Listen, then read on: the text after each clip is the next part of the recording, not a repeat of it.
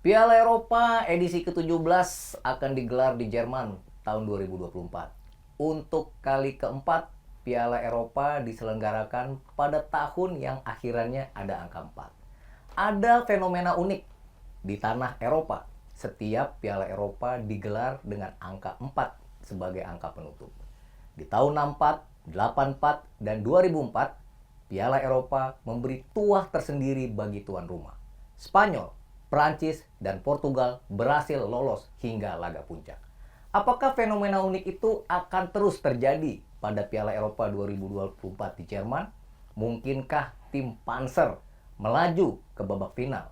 Dan jika Jerman berhasil masuk ke babak final, akankah mereka justru bernasib sama dengan Portugal, menangis di akhir pertandingan? Atau seperti Spanyol dan Prancis, mereka mampu menjadi kampiun? Uniknya, sejak tahun 1984, tidak ada negara tuan rumah yang berhasil menjadi juara di negerinya sendiri. Halftime break kali ini akan membahas peluang dari negara-negara 24 kontestan yang akan bertanding di Piala Eropa yang akan digelar di Jerman. Masih bersama gue DJ dan Dave, dan gak ketinggalan wakil pemimpin redaksi harian Kompas, Mas Adi Prinantio, yang biasa kita sapa dengan Mas ADP. Mas ADP, gue tadi buka dengan cocok lagi. Sebagai mantan wartawan olahraga, lu pasti tahu. 64 Spanyol lolos ke final jadi juara, ngalahin Uni Soviet. Tahun 84 Prancis sebagai tuan rumah jadi juara, Michel Platini ngalahin Spanyol. Michel Platini ya. Final. Tahun 2004 Portugal juga main ke final. Kalah Cuma tapi sayang, kalah dari Yunani. dari Yunani 0-1. Ya. Fenomena unik ini, di mana kalau Piala Eropa digelar tahunnya belakangnya angka 4, tuan rumah selalu masuk ke final. Masuk ke final ya. Bisa jadi juara, bisa enggak juga Bisa ya juga, selama tapi ini. paling nggak masuk final. Masuk final ya. Jerman. Masuk Kalau buat saya sih, Jerman sedang membangun generasi baru ya. Setelah generasi emasnya itu sudah nggak bisa bertahan lebih lama, nggak bisa dipaksain ya. Ketika mereka juara dunia di Brasil 2014. Yes. Dia ngalahin Argentina 1-0. Nah, itu kan ada Thomas Muller dan sebagainya, Marco Reus itu. Yes. Itu nggak bisa dipertahankan lagi sampai sekarang. Jadi mereka harus merevitalisasi squad. Revitalisasi squad itu, apakah itu manjur untuk perhelatan kali ini, itu masih tanda tanya. Masih tanda tanya. Karena dalam beberapa event besar mereka kan kebentur-bentur ya, kalah sama Korea Selatan, Iya. di Kalau Piala di Dunia dan sebagainya. Edisi Piala Dunia terakhir, mereka gagal lolos dari fase grup. Gagal lolos dari Yes. fase grup itu sebetulnya tamparan keras buat negara besar sepak bola kayak Jerman ya. Betul. Jadi memang ini masih tanda tanya besar buat Jerman. Kalau buat saya sih, sejarah itu boleh kita catat, Betul. tapi apakah selalu terulang belum tentu. Belum tentu. Karena tentu tergantung performa masing-masing tim di lapangan gitu ya. Tapi sebagai negara besar dan dia hadir Tuan rumah. sebagai tuan rumah, rasanya mereka ada kemauan yang besar sih untuk mengulang sejarah itu. Betul. Dan bisa menjadi juara lagi karena penantian sudah lama tanpa trofi Mayor. turnamen bergengsi, rasanya udah penantian yang Udah mungkin 10 tahun kan terakhir Iya. dari yang apa? 2014. 2014 Yes. waktu itu. Dan Jerman sendiri, Dave, meski mungkin dulu Jerman Barat juga ya, kalau mereka jadi tuan rumah, itu praktis cuma tahun 74 mereka jadi juara di Piala Dunia 74. 74 ngalahin Belanda ya Yes. di final. Piala Eropa 88 mereka kalah di semifinal sama Belanda. Belanda yang akhirnya jadi juara di Jerman Barat. Tahun 2006 saat Piala Dunia digelar di Jerman, mereka tumbang dari Italia di babak semifinal. Ya. Ya, waktu itu dilatih oleh Jurgen Klinsmann. Klinsmann pelatih Jerman. Kalau pelatih Italia Marcelo Lippi ya. Ya, penyerangnya waktu itu Miroslav Klose ya. Yes. Di Jerman ya. Miroslav Klose. Jadi ya belum tentu tradisi ini, ya tapi ini menarik ya, apakah tradisi ini akan dipertahankan. Tapi memang Jerman sendiri secara tim nasional setelah babak belur di Piala Dunia 2020 di Qatar, ini menjadi challenge tersendiri. Dan mereka lolos kan, mereka main di sini juga tanpa kualifikasi. Iya, jadi tanpa kualifikasi. ya pertandingan belum teruji lah. Belum pertandingan teruji. Gitu ya. Ya. Meskipun ada catatan menarik sebenarnya Mas ADP, kalau bicara lebih ke lokal ya, ke klub ya, karena kan entitas tim nasional kan dari klub. di musim 2023-2024 di turnamen-turnamen kompetisi antar klub di Eropa, 2 wakil Jerman lolos ke babak final. Leverkusen masuk ke Europa League final, Borussia Dortmund Dortmund langsung ke final. masuk ke final Liga Champions. Ya, Nah, apakah ini bisa menjadi sebuah vitamin tersendiri bagi tim Julian Nagelsmann menghadapi atau melakoni Piala Eropa di negeri mereka sendiri? iya. Saya sih menilai bisa jadi begitu karena selama ini kan kalau kita lihat 3 liga terbesar Eropa itu kan nggak jauh-jauh dari Italia, Inggris, Spanyol. Yes. Nah, sementara 2 liga di level bawahnya itu adalah Liga Jerman, Prancis dan Jerman. Yes. Nah, sementara sebetulnya kalau kita lihat dari sejarahnya tahun 70 80-an udah lahir belum ya Dev ya? Dia belum lahir. makanya Belum dari ya? saya Bapak diam ibunya saja. aja belum ketemu. Bapak ibunya belum ketemu, Mas. Ketika- Mereka bicarakan. Ketika itu siaran langsung Liga Eropa di Indonesia itu Liga Jerman. Betul. Jadi orang Indonesia itu paham sekali Bayern Munchen, Bayer Leverkusen, Betul. Borussia Mönchengladbach, Werder Yes, Bremen. yes. Jadi secara sejarah sebetulnya Liga Jerman itu sangat legendaris. Oke. Jadi kultur yang sudah puluhan tahun itu seharusnya bisa mengantarkan Jerman itu ke babak signifikan ketika Piala Eropa berlangsung di negerinya sendiri. Oke. Itu nggak ada alasan sebetulnya bagi Jerman gitu. Nah, tinggal itu tadi lolos otomatis, tidak kebentur-bentur di kualifikasi, Yes. itu apakah cukup mematangkan Jerman Betul. yang sedang merevitalisasi skuad Timnya, ini ya. untuk Betul. apa?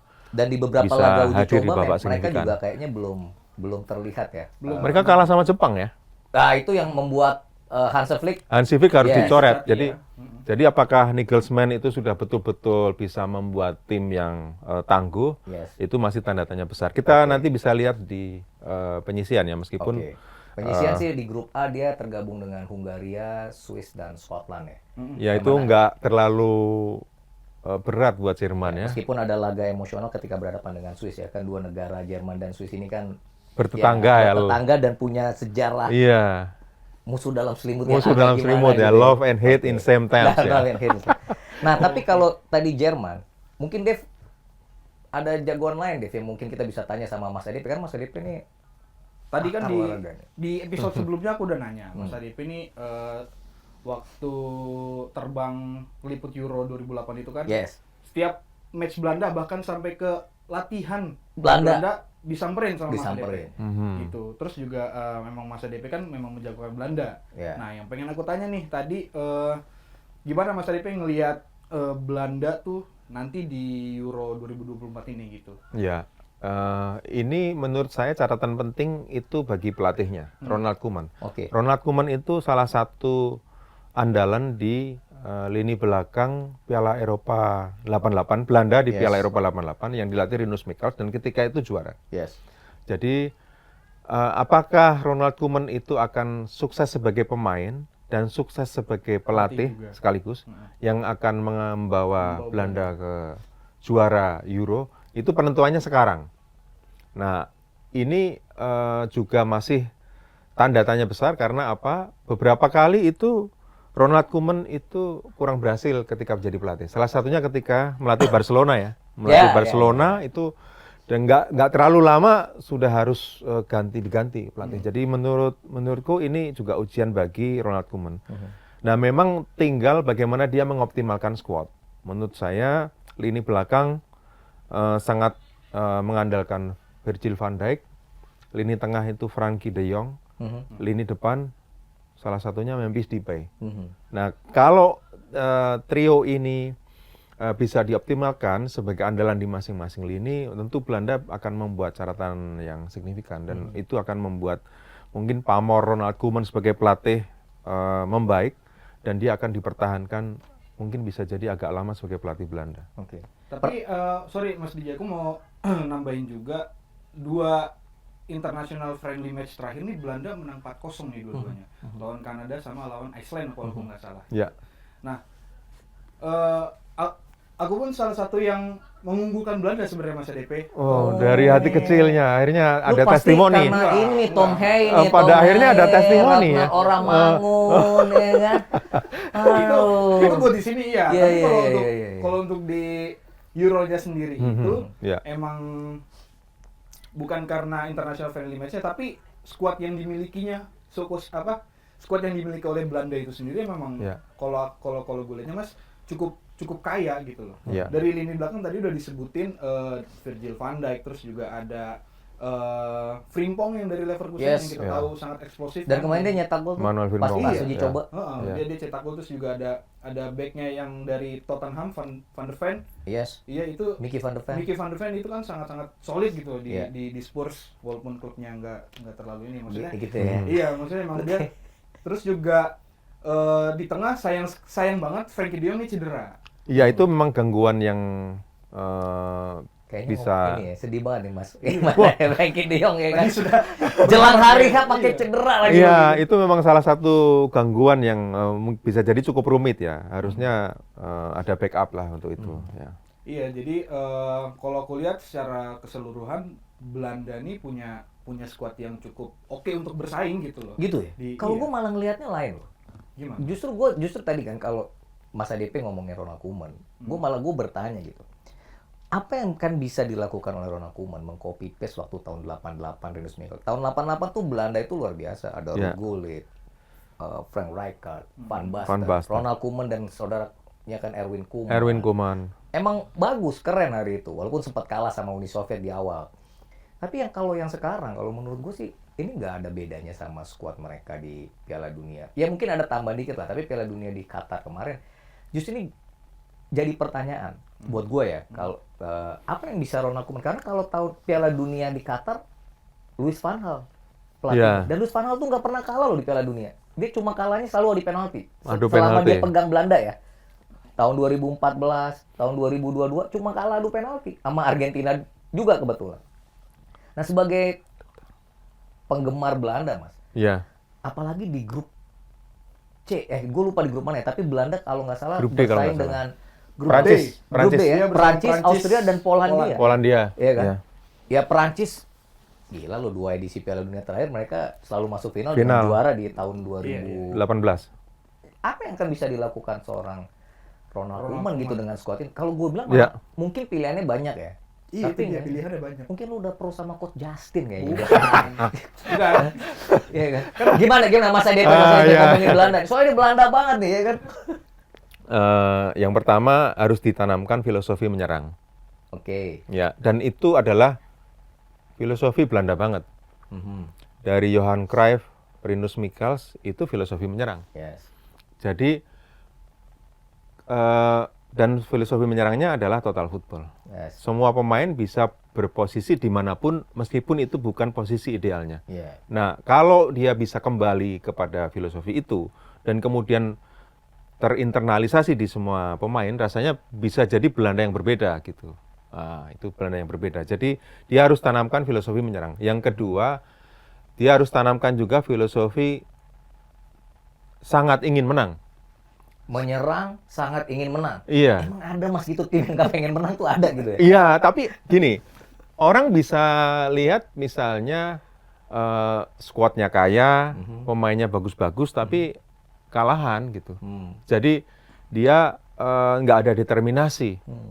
Padahal sebetulnya kan kalau sebelum 90 menit peluit akhir wasit ditiup, Iya. itu kita nggak boleh. Belum ada yang selesai, Belum ada yang harus selesai, harus terus. Fight terus. Fight terus, ya. Ya itu menurutku ya dia selain konseptor dia harus juga motivator gitu. Oke. Pelatih itu harus dua sisi itu. Oke. Dia juru taktik, tapi dia juga harus bisa memompa motivasi. Oke, iya. Nah, itu yang harus dilakukan oleh Ronald Koeman. Apakah dia sudah menjalankan itu? Nah. Kita tinggal tunggu. Atau nanti saya bisa kirim WA ke dia. Saya harus Pakai bahasa apa, Mas? Hah? Pakai bahasa apa? ini? Mr. Man. Saya harus ingatkan dia bahwa selain juru taktik, seorang pelatih juga harus seorang motivator. Itu Iya. juga yang bisa membuat istilahnya adalah memindahkan gunung ke tengah lautan. Jadi yang ke tengah membuat lautan. dia Tapi kalau Gunung Krakatau udah di tengah laut, Mas. Gunung Krakatau nggak yang dipilih. membuat yang seolah tak mungkin menjadi mungkin. Oke. Nah, itu. Nah, Tapi soalnya gini, Mas. Karena menarik ya. Gue tuh termasuk orang yang gue adore lah. Maksudnya gue respect sama Ronald Koeman. Tahun Iya. 88. Ronald Koeman dia juga seorang pemain yang luar biasa buat Barcelona. Gol tendangan bebasnya dia tahun 92 membawa Memorable. Barcelona juara di Wembley ngalahin Sampdoria kalau nggak Iya. salah di final. Tapi begitu dia jadi pelatih Barcelona, gagal. Gagal. Dan memang nggak semua orang kayak Didier Deschamps gitu bisa menang Piala Dunia sebagai pemain jadi pelatih. Iya. Gue juga nggak yakin mas sama Ronald Koeman mas. Jadi Iya. maksud gue ya harus disiapin hati mas buat Mas Adep gitu kalau Belanda kayak Iya, gimana iya. gitu. Enggak maksud gue, iya loh. Memang harus realistis. Realistis. Ya, mendukung itu tetap harus Perlu. dengan realistis Nah, juga, iya kan? iya. Ya, jadi sepanjang Ronald Koeman bisa melakukan dua hal itu, Yes. dia akan sukses. Yes. Nah, kalau dia tidak Lakukan. ya mungkin bisa jadi hasil yang lebih realistis harus dia terima gitu. Tapi rasanya sih dengan kegagalan dia di Barcelona, dia harus belajar. Belajar banyak. Dia harus ya. belajar banyak. Yes. Dan memang betul Mas Dev, tampil di sebuah kejuaraan besar itu endurance. Betul. Iya. Jadi hasil friendly match itu belum tentu jadi penentu. Betul. Sukses di fase grup Fase grup. juga belum tentu jadi penentu. Ya. Jadi memang ada saat-saat di mana tim juara itu ditentukan dalam menit-menit akhir ya. Ya. Ketika fase-fase yang menentukan, Betul. fase gugur yang menentukan. Dan itu kematangan ya, Oke. kematangan tim, kematangan individu seorang pemain bintang, kematangan pelatih, itu akan sangat ditentukan. Bagaimana dia menentukan rotasi pemain, itu juga akan sangat menentukan. Oke. Mungkin kartu truf pemain bintang simpen dulu untuk ditentukan dimainkan di menit-menit akhir. Di juga laga-laga akan- krusial, di laga-laga menit-menit krusial akhir. menit-menit. Oke. Nah itu maksud gue yang itu mas, kenapa ini bakal menjadi pembuktian si Koeman. Ronald Koeman gitu. Oke. Iya. Kalau misalkan dilihat dibandingkan, gak usah jauh-jauh ke mana, gue nggak mau jauh-jauh ke 88 karena gue belum ada juga. Belum ada ya 88 ya. Apa? Waktu dia pegang Barcelona tuh berapa belas pemain yang cedera gitu loh. Jadi dia nggak bisa optimal Meramu untuk timnya ya. meramu Ya. timnya Iya. untuk menjalankan sistem yang dia buat itu nggak optimal gitu karena banyaknya pemain yang cedera pada saat itu gitu. Nah sekarang ketika di Belanda yang tadi udah gue sebut juga pemainnya yang kalau gue bilang sih pemain yang dia butuhkan paling cuman Frenkie de Jong aja yang nggak ada karena cedera tadi gitu. Dan gue juga nggak tahu Frenkie de Jong nanti bakal bisa main di sana atau enggak. Cuman ya harusnya dengan squad ini ya gue setuju sama Mas ADP gitu, harusnya Oke. si Ronald Koeman ini bisa membuktikan lah at least gitu, Ya. menggantikan si Louis Tapi van Gaal. realistisnya Belanda sampai mana mas? Kira-kira? Ya Realistis. kalau juara itu sih pandangan lu sebagai fans gitu. Realistis. Realistis, at least dia harus sampai di semifinal lah pantasnya. Semifinal. Semifinal. Optimis sekali Mas Adi. Iya, boleh lah. Nah, boleh Mas. Boleh dong. Iya, boleh. Iya. boleh. Jerman sama Belanda boleh. Tapi sekarang gua ini Mas. Di Eropa itu sekarang kalau kita ngomongin di dua Piala Dunia terakhir gitu ya. Ada Perancis dan Kroasia yang selalu lolos. Perancis selalu lolos ke final. Iya. Kroasia Kroasia minimal lolos empat di besar. final Dia 2018. semifinal kemarin. Piala Dunia. Jadi Perancis, Kroasia, Italia. Italia juara bertahan. Dari kacamata seorang Mas ADP, kans 3 negara ini gimana nih? Sebelum nanti gue bahas Mana baju aja? yang dipakai nih Spanyol. Mana aja? Perancis, Prancis, Kroasia, Kroasia, Italia. Prancis, Kroasia, Italia. Italia kan juara bertahan Mas. Juara bertahan. Walaupun kemarin katanya ketinggalan kereta ke Piala Dunia Qatar, jadi Iya. nggak ikut ya gitu. Emang skuadnya jelek aja itu, Iya. nggak usah alasan-alasan lain. Menurut orang Mas ADP, Mungkin Prancis yang paling di antara tiga itu mungkin Prancis yang juga masih bisa segrup sama Belanda loh. segrup sama Belanda. Ya kan dua Tiga teratas. bisa tiga. Dua Ya. teratas otomatis peringkat ketiga Peringkat ketiga bisa terbaik ya akan di itu dilihat kan. lagi. Jadi Prancis juga termasuk yang bisa membuat catatan signifikan karena Didier Deschamps mau berhasil atau enggak dia akan mundur dari pelatih Prancis, rasanya Ini seperti terakhir itu. kali Ini dia terakhir. pegang, oke, tim. Jadi persembahan terakhir bagi Didier Deschamps itu adalah di Euro 2024 dan dia belum mendapat belum pernah juara Piala Eropa juara bersama. Piala Eropa bersama Didier Bersama Deschamps. Prancis, Deschamps. Jadi kalau dia juara di Euro 2024 itu akan membuat trofinya Deschamps Lengkap. bersama Prancis lengkap. Sebagai pelatih maupun pemain. Pelatih, Sebagai pemain, pelap- juara dunia, juara juara Eropa. Tapi Jadi dia sampai final kalah sih ya sama Portugal ya waktu di 2016. 2016 ya. Jadi Prancis punya kans lebih besar. dari kalau Anda menyebut Ngomong tiga tadi itu ya. tiga itu rasanya Prancis yang Kalau Deschamps ini terakhir Mas sebagai pelatih. Luka Modric kan juga momen turnamen terbesar. Gimana dia akan menurut dengan Kroasia yang Ya, Ya, Kroasia itu sebetulnya saya juga senang sama Kroasia di Euro 2008 ya, karena dia waktu itu ada kejutan di fase grup ya. Ya. Dan Luka Modric sudah main di situ.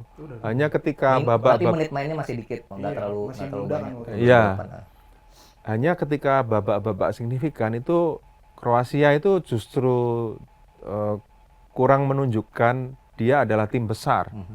Salah satunya adalah di final 2018 Piala Dunia ketika dia menantang Prancis.